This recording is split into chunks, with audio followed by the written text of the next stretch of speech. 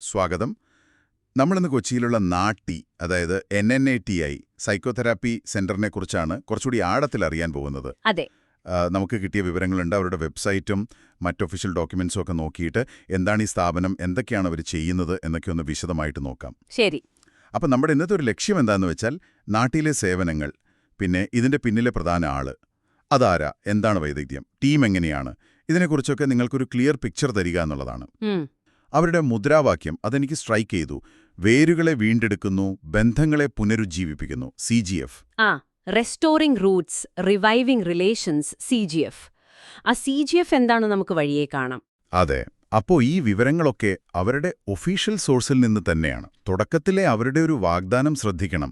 നിങ്ങളുടെ ഉള്ളിലെ ആഗ്രഹങ്ങൾ തിരിച്ചറിയാനും ഒരു ലക്ഷ്യബോധത്തോടെ ജീവിക്കാനും സഹായിക്കും എന്നൊക്കെയാണ് പറയുന്നത്. ഇൻട്രസ്റ്റിംഗ്. ശരി, അപ്പോൾ നമുക്ക് തുടങ്ങാം. എന്താണ് ശരിക്കും ഈ നാട്ടി? ബേസിക്കലി അതൊരു സൈക്കോതെറാപ്പി സെന്ററാണ്. കൊച്ചിയിലാണ്. ഓക്കെ. മെയിനായിട്ട് ഫോക്കസ് ചെയ്യുന്നത് ഒന്ന് മാനസികാരോഗ്യം, പിന്നെ വൈകാരികമായ സൗഖ്യം, പേഴ്സണൽ ഗ്രോത്ത്, ഇതിലൊക്കെയാണ്. ആ മുദ്രാവാക്യം പറഞ്ഞ പോലെ വേരുകളെ വീണ്ടെടുക്കുന്നു, ബന്ധങ്ങളെ പുനരുജ്ജീവിപ്പിക്കുന്നു. അതെ, അത് തന്നെയാണ് അതിന്റെ ഒരു കാതൽ എന്ന് പറയാം. വെറുമൊരു ചികിത്സ എന്നതിനേക്കാൾ ആ വ്യക്തിയുടെ അടിസ്ഥാന പ്രശ്നങ്ങളിലേക്കും അവരുടെ റിലേഷൻഷിപ്പുകളിലേക്കുമൊക്കെ ഒരു നോട്ടമുണ്ട്. അവര് പറയുന്നത് കരുണാർദ്രമായ പിന്തുണ, കാംപാഷനേറ്റ് സപ്പോർട്ട് എന്നാണ്. അത് പ്രധാനമാണ്. വെറും അഡ്വൈസ് അല്ല, ഒരു സപ്പോർട്ട് സിസ്റ്റം പോലെ. വെബ്സൈറ്റിലെ തന്നെ വലുതായി എഴുതി വെച്ചിട്ടുണ്ട്, ഒരു സെഷൻ ബുക്ക് ചെയ്യൂ, മാറ്റത്തെ സ്വീകരിക്കൂ എന്ന്. പിന്നെ അവർ ഉറപ്പു തരുന്നൊരു കാര്യം, പ്രൈവസി. അത് വളരെ ഇമ്പോർട്ടന്റ് ആണല്ലോ ഈ ഫീൽഡിൽ. അതെ, പൂർണ്ണമായും രഹസ്യ സ്വഭാവം സൂക്ഷിക്കും, സേഫായ ഒരിടം, പിന്നെ ഓരോരുത്തരുടെ ആവശ്യത്തിനനുസരിച്ച് അവർ ലൈഫ് ഗോൾസിനനുസരിച്ചുള്ള സപ്പോർട്ട് കിട്ടുമെന്നും പറയുന്നു. ഓക്കെ. ഇനി നമുക്കിതിന്റെ പിന്നിൽ ആ പ്രധാന വ്യക്തിയിലേക്ക് വരാം. ആ മുദ്രാവാക്യത്തിലെ CGF, അത് ചിൽട്ടൺ ജോർജ് ഫെർണാണ്ടസ് ആണ്. ഓക്കെ. ഏകദേശം ഒരു 15 വർഷത്തിൽ കൂടുതൽ എക്സ്പീരിയൻസ് ഉള്ള ആളാണ്. അദ്ദേഹത്തിന്റെ ബാക്ക്ഗ്രൗണ്ട് കുറച്ച് യുണീക്കാണ്. ഒരു കത്തോലിക്ക പുരോഹിതനാണ്, അതേസമയം ക്ലിനിക്കൽ സൈക്കോളജിസ്റ്റുമാണ്. അതെ, അത് ശരിക്കും ഒരു പ്രത്യേക കോമ്പിനേഷനാണ്. കാരണം ഈ മനഃശാസ്ത്രപരമായ അറിവും ഒരുപക്ഷെ ആ ഒരു സ്പിരിച്വൽ ഗൈഡൻസും ഒരുമിച്ച് വരുമ്പോൾ അത് ആളുകളെ ഹെൽപ്പ് ചെയ്യുന്ന രീതിയെ മാറ്റിയേക്കാം. ശരിയാണ്. പലപ്പോഴും മെന്റൽ ഹെൽത്ത് ഇഷ്യൂസിന് ഒരു സ്പിരിച്വൽ ഡയമെൻഷൻ ഉണ്ടാകാം, അല്ലെങ്കിൽ ചിലർക്ക് ആ ഒരു ഗൈഡൻസ് കുറച്ചുകൂടി കംഫർട്ട് കൊടുത്തേക്കാം. അപ്പോൾ ഈ പാസ്റ്ററൽ കെയറും സൈക്കോളജിയും ഒരുമിപ്പിച്ച് ഒരു ഹോളിസ്റ്റിക് കെയർ. ഹോളിസ്റ്റിക്, അതായത് മൊത്തത്തിലുള്ളൊരു സമീപനം അല്ലേ? അതെ, സമഗ്രമായ ഒന്ന്. മനസ്സ് മാത്രമല്ല, ഒരു വ്യക്തിയുടെ ശരീരം, സോഷ്യൽ സിറ്റുവേഷൻ, ജീവിത രീതി, ചിലപ്പോൾ വിശ്വാസങ്ങൾ, ഇതെല്ലാം കണക്റ്റഡ് ആണെന്നുള്ള ഒരു കാഴ്ചപ്പാടാണ് ഹോളിസ്റ്റിക് അപ്രോച്ച്. മനസ്സിലായി. അദ്ദേഹത്തിന്റെ ഒരു പ്രധാന വൈദഗ്ധ്യം ട്രോമ ഇൻഫോംഡ് സൈക്കോതെറാപ്പിയിൽ ട്രെയിനിങ് കൊടുക്കുന്നതിലാണ്. എന്താണ് ഈ ട്രോമ ഇൻഫോംഡ് കെയർ എന്ന് സിമ്പിളായിട്ടൊന്ന് പറയാമോ? പറയാം. അതായത് ഒരാളുടെ ജീവിതത്തിൽ മുമ്പ് നടന്നിട്ടുള്ള ചില ആഘാതങ്ങൾ, ട്രോമ എന്ന് നമ്മൾ പറയും, അത് അവരുടെ ഇപ്പോഴത്തെ സ്വഭാവത്തെയും മാനസികാവസ്ഥയെയും ഒക്കെ എങ്ങനെ സ്വാധീനിക്കുന്നു എന്ന് ചികിത്സിക്കുന്ന ആൾക്കും ആ സ്ഥാപനത്തിനും ഒരു ബോധ്യമുണ്ടാവുക. ഒരു അറിവോടെ ചികിത്സിക്കുക, വെറുതെ സിംറ്റംസ് ട്രീറ്റ് ചെയ്യാതെ അതിന് പിന്നിലെ കാരണം, ആ ട്രോമയുടെ ഇമ്പാക്റ്റ് എന്താണെന്ന് മനസ്സിലാക്കി കൂടുതൽ സേഫായിട്ടുള്ള സപ്പോർട്ടീവായിട്ടുള്ള ഒരു അന്തരീക്ഷം ഉണ്ടാക്കുക, അതാണ് അതിൻ്റെ ഒരു ഐഡിയ. ഇത് വളരെ പ്രധാനപ്പെട്ടതാണ്. കാരണം പല പ്രശ്നങ്ങളുടെയും റൂട്ട് കോസ് ചിലപ്പോൾ പഴയ ട്രോമകളാവാം. തീർച്ചയായും. അദ്ദേഹം ഈ വിഷയത്തിൽ പലയിടത്തും educational institutions, hospitals, public service, അവിടെയൊക്കെ സെമിനാറുകളും വർക്ക്ഷോപ്പുകളും നടത്താറുണ്ടെന്ന് പറയുന്നു. ശരി. അദ്ദേഹത്തിന്റെ സ്പെഷ്യലൈസേഷൻസ് നോക്കിയാൽ ട്രോമ, PTSD, പിന്നെ ഡിസോസിയേഷൻ. PTSD മിക്കവർക്കും അറിയാമായിരിക്കാം, പോസ്റ്റ് ട്രോമാറ്റിക് സ്ട്രെസ് ഡിസോർഡർ. അതെ, വലിയ ആഘാതങ്ങൾക്ക് ശേഷമുള്ള പ്രശ്നങ്ങൾ. പക്ഷേ ഈ ഡിസോസിയേഷൻ എന്താണ്? ഡിസോസിയേഷൻ എന്ന് പറഞ്ഞാൽ ഒരു വ്യക്തിക്ക് ചിലപ്പോൾ തന്നിൽ നിന്നോ അല്ലെങ്കിൽ തന്റെ ചുറ്റുപാടുകളിൽ നിന്നോ ചിലപ്പോൾ സ്വന്തം ഓർമ്മകൾ, ചിന്തകൾ, ഫീലിംഗ്സ്, ഇതിൽ നിന്നൊക്കെ ഒരു വിട്ടുനിൽക്കൽ പോലെ, ഒരു യാഥാർത്ഥ്യബോധം നഷ്ടപ്പെടുന്ന പോലത്തെ അവസ്ഥ. ഇത് പലപ്പോഴും ഭയങ്കര സ്ട്രെസ് ഉള്ളപ്പോഴോ അല്ലെങ്കിൽ പഴയ ട്രോമയുടെ ഭാഗമായോ ഒക്കെ വരാം. എന്താ ചെയ്യുന്നതെന്ന് ഓർമ്മയില്ലാതിരിക്കുക, അല്ലെങ്കിൽ സ്വന്തം ശരീരത്തിൽ നിന്ന് മാറി നിന്ന് കാണുന്ന പോലെ തോന്നുക, അങ്ങനെയൊക്കെ. ഓക്കെ, മനസ്സിലായി. പിന്നെ അദ്ദേഹം പ്രാധാന്യം കൊടുക്കുന്നത് രോഗശാന്തിയിൽ മനസ്സ്, ശരീരം, ആത്മാവ്, ഇതിൻ്റെയൊക്കെ ഒരു സംയോജനത്തിനാണ്. ക്ലിനിക്കൽ പ്രാക്ടീസിൽ ഫോക്കസ് ചെയ്യുന്നത് സൊമാറ്റിക് ട്രോമ ചികിത്സയിലാണ്. എന്താണ് സൊമാറ്റിക് തെറാപ്പി? സോമ എന്ന് വെച്ചാല് ശരീരം. അപ്പോ സൊമാറ്റിക് തെറാപ്പി ഊന്നൽ കൊടുക്കുന്നത് നമ്മുടെ ശരീരത്തിലെ സെൻസേഷൻസ്, ഫിസിക്കൽ റെസ്പോൺസസ് അതിലൊക്കെയാണ്. ശരീരത്തിലോ? അതെ. കാരണം ഈ മെന്റൽ ട്രോമയൊക്കെ പലപ്പോഴും നമ്മുടെ ശരീരത്തിലും അതിന്റെ ഒരു മെമ്മറി സൂക്ഷിക്കും. ചിലപ്പോൾ മസിൽ ടെൻഷനായിട്ട്, അല്ലെങ്കിൽ ശ്വാസമെടുക്കുന്നതിലെ വ്യത്യാസം, ദഹന പ്രശ്നം, അങ്ങനെ പല രീതിയിൽ. അപ്പോ സൊമാറ്റിക് തെറാപ്പി ഈ ടോക്ക് തെറാപ്പിയോടൊപ്പം ശരീരത്തിലെ ഈ അനുഭവങ്ങളെ ശ്രദ്ധിക്കാനും മനസ്സിലാക്കാനും ആ ട്രോമയുടെ ടെൻഷൻ റിലീസ് ചെയ്യാനും ഒക്കെ സഹായിക്കും. ഇതിന് സൈക്കോ അനാലിസിസ്, EMDR, AEDP പോലെയുള്ള അപ്രോച്ചുകളും ഉപയോഗിക്കുന്നുണ്ട്. ഈ EMDR, AEDP പേരുകൾ കുറച്ച് കോംപ്ലിക്കേറ്റഡ് ആണല്ലോ. എന്താണ് EMDR? EMDR എന്ന് പറഞ്ഞാൽ ഐ മൂവ്മെന്റ് ഡീസെൻസിറ്റൈസേഷൻ ആൻഡ് റീപ്രൊസസിംഗ്. സിംപിളായി പറഞ്ഞാൽ അതൊരു പ്രത്യേകതരം തെറാപ്പിയാണ്. ഒരു വേദനിപ്പിക്കുന്ന ഓർമ്മയെക്കുറിച്ച് ചിന്തിക്കാൻ പറയും. ഓക്കെ. അതേസമയം നിങ്ങളുടെ കണ്ണ് ഒരു പ്രത്യേക രീതിയിൽ ചലിപ്പിക്കാൻ പറയും. ചിലപ്പോൾ തെറാപ്പിസ്റ്റിന്റെ വിരൽ നോക്കി അങ്ങോട്ടും ഇങ്ങോട്ടും ചലിപ്പിക്കാൻ പറയും. ഈ പ്രോസസ്സിലൂടെ ആ ഓർമ്മയുടെ ഒരു ഇമോഷണൽ ഭാരം കുറയ്ക്കാനും ബ്രെയിനിൽ അതിനെ ശരിയായിട്ട് പ്രോസസ് ചെയ്യാനും പറ്റും എന്നാണ് അതിന്റെ തിയറി. PTSD പോലെയുള്ള ട്രോമ റിലേറ്റഡ് പ്രശ്നങ്ങൾക്ക് ഇത് നല്ല എഫക്റ്റീവാണെന്ന് പറയുന്നുണ്ട്. കൊള്ളാം. കണ്ണിന്റെ ചലനം വെച്ച് ഓർമ്മയെ ഡീല് ചെയ്യുന്നത് ഇൻട്രസ്റ്റിംഗ് ആണ്. അപ്പോൾ AEDP എന്താണ്? AEDP അതായത് ആക്സിലറേറ്റഡ് എക്സ്പീരിയൻഷ്യൽ ഡൈനാമിക് സൈക്കോതെറാപ്പി. ഇത് കുറച്ചുകൂടി പുതിയൊരു രീതിയാണ്. ഇതില് കൂടുതൽ ഊന്നൽ കൊടുക്കുന്നത് തെറാപ്പിസ്റ്റും ക്ലയന്റും തമ്മിലുള്ള ആ റിലേഷൻഷിപ്പിനും ആ ബന്ധത്തിനുള്ളിൽ വരുന്ന ഫീലിംഗ്സിനെ അപ്പപ്പോ തന്നെ ആഴത്തിൽ എക്സ്പീരിയൻസ് ചെയ്യാനും പ്രോസസ് ചെയ്യാനുമാണ്. ഉള്ളിൽ അടക്കിവെച്ച വികാരങ്ങളൊക്കെ ഒരു സേഫ് സ്പേസിൽ പുറത്തുകൊണ്ടുവന്ന് മാറ്റങ്ങൾ വരുത്താൻ സഹായിക്കും. ഡിപ്രഷൻ, ആൻസൈറ്റി, ട്രോമ ഇതിനൊക്കെ ഉപയോഗിക്കാം. അപ്പോൾ ചിൽട്ടൺ ഫെർണാണ്ടസിന്റെ രീതികളിൽ ഈ trauma informed approach, somatic focus, പിന്നെ EMDR, AEDP പോലുള്ള സ്പെസിഫിക് ടെക്നിക്സുമുണ്ട്. അതെ. അദ്ദേഹത്തിന്റെ വർക്ക് ചികിത്സയും ട്രെയിനിങ്ങും മാത്രമല്ല, വേറെയും കാര്യങ്ങൾ ചെയ്യുന്നുണ്ട്. ഈ mental health recovery stories, case studies ഒക്കെ കളക്ട് ചെയ്യുന്നു. അത് നല്ലതാണ്. മറ്റുള്ളവർക്കൊരു പ്രചോദനമാകും. പിന്നെ 2018 പ്രളയം പോലെയുള്ള ഡിസാസ്റ്ററിന് ശേഷം പെട്ടെന്ന് മെന്റൽ ഹെൽത്ത് സപ്പോർട്ട് കൊടുക്കാൻ early mental health intervention EMHI group protocols ഉണ്ടാക്കാൻ ഹെൽപ്പ് ചെയ്തിട്ടുണ്ട്. EMHI അത് വളരെ പ്രധാനപ്പെട്ടതാണ്. ഒരു ക്രൈസിസ് ഉണ്ടായാൽ ഉടനെ കൊടുക്കുന്ന സൈക്കോളജിക്കൽ ഫസ്റ്റ് എയ്ഡ് പോലെ ഇത്. അത് പിന്നീട് വലിയ പ്രശ്നങ്ങൾ വരുന്നത് തടയാൻ സഹായിക്കും. അതുപോലെ ആശ്രയുടെ ഞാൻ കേൾക്കാം എന്നൊരു ടെലി കൗൺസിലിംഗ് സംരംഭം ഉണ്ടായിരുന്നു 2019. അതിന്റെ ഒരു സീനിയർ ഫാക്കൽറ്റിയും ഫൗണ്ടർ മെമ്പറുമാണ്. ഫാത്തിമ ഹോസ്പിറ്റലിൽ സൈക്കോ ട്രോമ കെയർ യൂണിറ്റ് തുടങ്ങി 2016. പിന്നെ TSET എന്നൊരു മോഡൽ ഉണ്ടാക്കി, സിസ്റ്റമാറ്റിക് എഫക്റ്റീവ് ട്രോമ തെറാപ്പി. അതിനുവേണ്ടി തേലോ എന്നൊരു സെന്റർ 2018 തുടങ്ങി. ഏറ്റവും ഒടുവിലാണ് 2024 ഈ നാട്ടി എന്ന ന്യൂറോ ക്ലിനിക്ക് തുടങ്ങുന്നത്. അതെ, ഇവിടെ ന്യൂറോ ക്ലിനിക് എന്ന വാക്ക് ശ്രദ്ധിക്കണം. സൈക്യാട്രി, ന്യൂറോളജി, ന്യൂറോ റീഹാബിലിറ്റേഷൻ ഒക്കെ അവിടെയുണ്ട്. ന്യൂറോളജിയോ? അപ്പോൾ ബ്രെയിൻ റിലേറ്റഡ് ഇഷ്യൂസും? അതെ. അതിൽ തന്നെ ഏറ്റവും പ്രധാനം അവർ പുതിയതും എന്നാൽ നോൺ ഇൻവേസീവ് ആയതുമായ ന്യൂറോ സ്റ്റിമുലേഷൻ ട്രീറ്റ്മെന്റ്സ് ഓഫർ ചെയ്യുന്നു എന്നതാണ്. നോൺ ഇൻവേസീവ് എന്ന് പറഞ്ഞാൽ? അതായത് ശരീരത്തിൽ മുറിവോ ഓപ്പറേഷനോ ഒന്നും ചെയ്യാതെ പുറമേ നിന്ന് ചെയ്യുന്ന ചികിത്സ.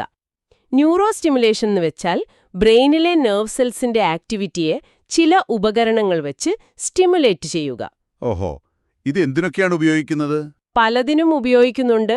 ഡിപ്രഷൻ, ആൻസൈറ്റി, OCD, ചിലതരം വേദനകൾ, പിന്നെ സ്ട്രോക്കൊക്കെ കഴിഞ്ഞുള്ള റീഹാബിലിറ്റേഷൻ.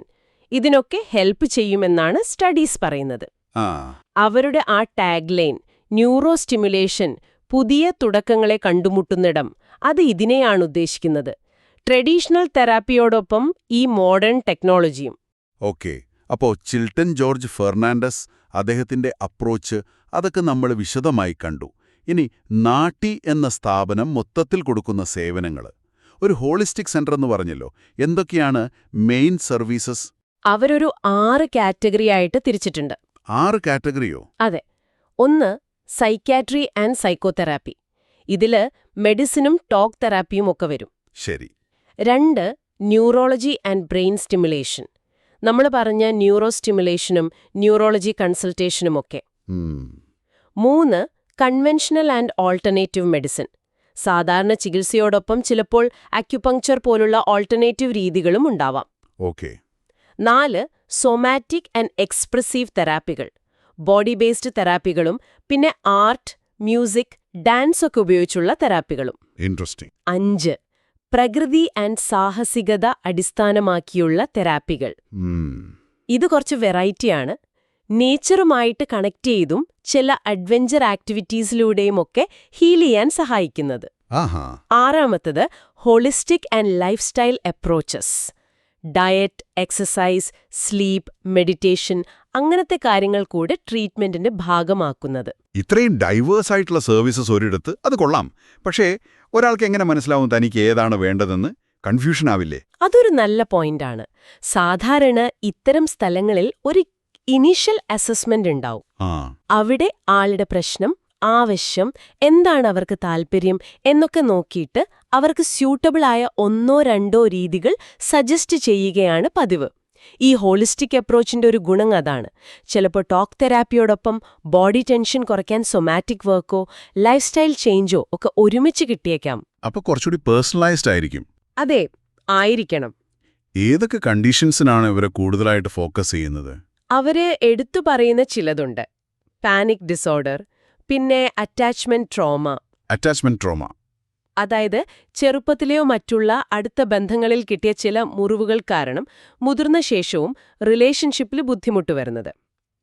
പിന്നെ generalised anxiety disorder, GAD, PTSD, ഫോബിയകൾ, ട്രോമാറ്റിക് ബ്രെയിൻ ഇഞ്ചുറി, TBI, പിന്നെ പെയിൻ മാനേജ്മെന്റ്, ഇതൊക്കെ പറയുന്നുണ്ട്.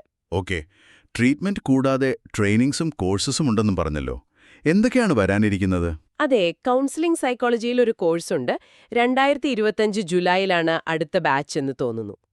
പിന്നെ കല്യാണം കഴിക്കാൻ പോകുന്നവർക്ക് പ്രീമാരിറ്റൽ കൗൺസിലിംഗ് വർക്ക്ഷോപ്പ്. അതൊരു റിലേഷൻഷിപ്പ് തെറാപ്പി പോലെ. അത് നല്ലതാണ്. പിന്നെ ടീനേജേഴ്സിന് വേണ്ടി ടീൻ ഗ്രിറ്റ് എന്നൊരു പ്രോഗ്രാം. ഈ ഗ്രിറ്റ് എന്ന് പറഞ്ഞാൽ ഒരു മനക്കരുത്തും സ്ഥിരോത്സാഹവും ഒക്കെയാണ്. പോസിറ്റീവ് സൈക്കോളജി ഉപയോഗിച്ച് കുട്ടികളിൽ ഈ കഴിവ് വളർത്താനുള്ള പ്രോഗ്രാമാണ്. അപ്പോൾ സ്ഥാപനം, അതിന്റെ പിന്നിലെ ആള്, സർവീസസ് ഒക്കെ നമ്മൾ കണ്ടു. ഇനി ടീം, നാട്ടിയുടെ ഹൃദയം എന്നാണ് അവർ ടീമിനെ പറയുന്നത്. ഹാർട്ട് ഓഫ് നാട്ടി. സേഫ് ആയിട്ടുള്ള, വളരാൻ പറ്റുന്നൊരിടം കൊടുക്കാൻ റെഡിയായി നിൽക്കുന്ന ടീമാണെന്ന് പറയുന്നു. ആരാണ് മെയിൻ ലീഡർഷിപ്പില്? 3 പേരുടെ പേരാണ് കൊടുത്തിരിക്കുന്നത്. Ruma Raju, chief managing director, Suresh Babu KN, chief executive officer CEO, പിന്നെ Suparna Antony, chief financial officer CFO. ഇപ്പം നമ്മൾ നാട്ടി, അതിന്റെ ആൾക്കാർ, സർവീസസ്, ഇതിനെക്കുറിച്ചൊക്കെ ഒരുപാട് കേട്ടു. പക്ഷേ ഇത് കേൾക്കുന്ന നിങ്ങളെപ്പോലെ ഒരാൾക്ക് തോന്നാം ഇതൊക്കെ പേപ്പറിൽ കൊള്ളാം, അവിടെ പോയാൽ എങ്ങനെ ഉണ്ടാവും അനുഭവം എന്ന്. അതെ, അതാണ് പ്രധാനം. അവരുടെ വെബ്സൈറ്റിൽ കൊടുത്ത ചില ടെസ്റ്റിമോണിയൽസ് നോക്കാം. Anjali R, Rahul M, Fathima S, ഇവരൊക്കെ അനുഭവം പറയുന്നുണ്ട്. ഓക്കെ. എറണാകുളത്തുള്ള 28 വയസ്സുള്ള അഞ്ജലി പറയുന്നത് ജീവിതത്തിലെ ടേണിംഗ് പോയിന്റ് ആയിരുന്നു നാട്ടി. അവിടെയുള്ളവർ ഒരു ജഡ്ജ്മെന്റും ഇല്ലാതെ കേട്ടു, കരുണയോടെ ഗൈഡ് ചെയ്തു. ഞാൻ ശരിക്കും തകർന്നിരിക്കുമ്പോഴാണ് പോയത്. പക്ഷേ ഇപ്പോൾ കൂടുതൽ എംപവേർഡായിട്ട് തോന്നുന്നു. ഒരു സമാധാനം കിട്ടി. അത് നല്ലൊരു ഫീഡ്ബാക്കാണ്. പിന്നെ 34 വയസ്സുള്ള രാഹുൽ കൊച്ചിയിൽ നിന്നാണ്. തെറാപ്പിയെക്കുറിച്ചുള്ള എൻ്റെ കാഴ്ചപ്പാടെ മാറി. ആ സേഫ് സ്പേസ്, വർഷങ്ങളായി ഞാൻ അടക്കിവെച്ച ഫീലിംഗ്സ് പ്രോസസ്സ് ചെയ്യാൻ പറ്റി. അവരുടെ അപ്രോച്ച് പ്രൊഫഷണലാണ്, പക്ഷെ നല്ല വാമാണ്. അവർക്ക് ശരിക്കും നമ്മളൊരു കെയർ ഉണ്ടെന്ന് തോന്നി. പ്രൊഫഷണലിസവും വാംത്തും ഒരുമിച്ച്. അതെ. ഇനി 40 വയസ്സുള്ള ഫാത്തിമ ആലുവിൽ നിന്നാണ്. വളരെ ബുദ്ധിമുട്ടുള്ളൊരു സമയത്താണ് ഞാൻ പോയത്. അവിടെ കിട്ടിയത് വെറും തെറാപ്പിയല്ല, ഡീപ്പ് അണ്ടർസ്റ്റാൻഡിങ്ങും സപ്പോർട്ടുമാണ്. അവിടുത്തെ അറ്റ്മോസ്ഫിയർ കാമാണ്, വെൽക്കമിംഗ് ആണ്.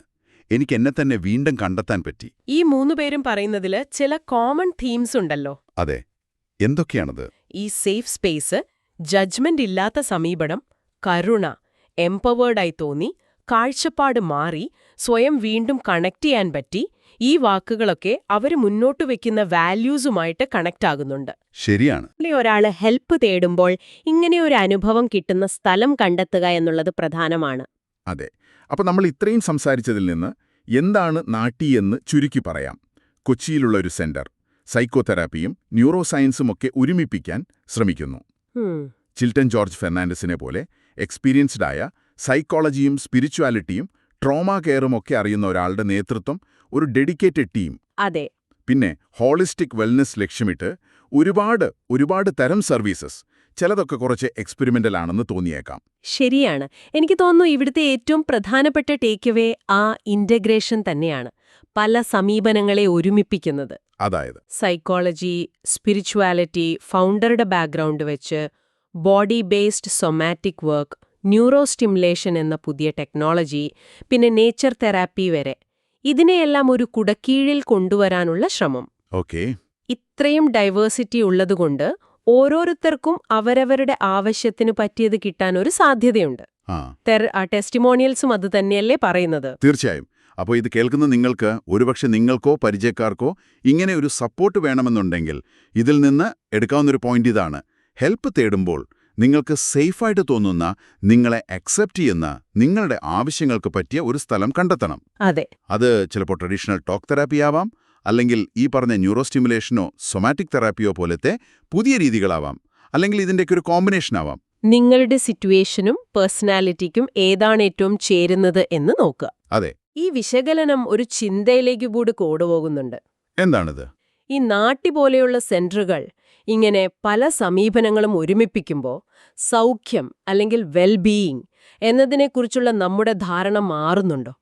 വെറുതെ സിംറ്റംസ് കുറയ്ക്കുക എന്നതിൽ നിന്ന് മാറി ഒരാളുടെ ഫുൾ പൊട്ടൻഷ്യൽ പുറത്തു കൊണ്ടുവരിക, അവനവനുമായിട്ട് ഡീപ്പായിട്ട് കണക്ട് ചെയ്യുക, ജീവിതത്തിനൊരു പർപ്പസ് കണ്ടെത്തുക, അതൊക്കെയാണോ ശരിക്കുള്ള സൗഖ്യം? Interesting point. ഒരുപക്ഷേ ചികിത്സാരംഗം ആ ഒരു ഡയറക്ഷനിലേക്ക് കൂടുതൽ നീങ്ങുന്നുണ്ടോ? ഇത് നമുക്ക് ആലോചിക്കാവുന്നൊരു കാര്യമാണ്. തീർച്ചയായും. നാട്ടി സൈക്കോതെറാപ്പി സെന്ററിനെക്കുറിച്ചുള്ള ഈ ഒരു വിശദമായ വിശകലനത്തിൽ ഞങ്ങളോടൊപ്പം ഉണ്ടായിരുന്നതിന് വളരെ നന്ദി. നന്ദി. നിങ്ങളുടെ സമയത്തിന് നന്ദി. അടുത്ത തവണ വേറൊരു വിഷയവുമായിട്ട് വീണ്ടും കാണാം.